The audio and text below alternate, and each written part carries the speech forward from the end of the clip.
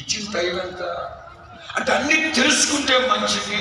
వాయ్ నేను అన్నాను, నాకు తెలిసింది కొంచెమేనైనా. క్షణం తీరిక లేదు, తమ్ముడి ఆదాయం లేదు. రాత్రి మగడు నా దేవుని పనిలో తిరుగుతా ఉన్నా, నిద్రాహారం లేకుండా సమయమైన అసమయమైన రాత్రి మగడు తిరుగుతానే ఉన్నాను సేవలో. నాకు తెలిసింది కొంచెమేనైనా తీరిక లేకుండా తిరుగుతున్నాను. చాలా తెలుసుకోవాల్సిన అక్కర్లేదు.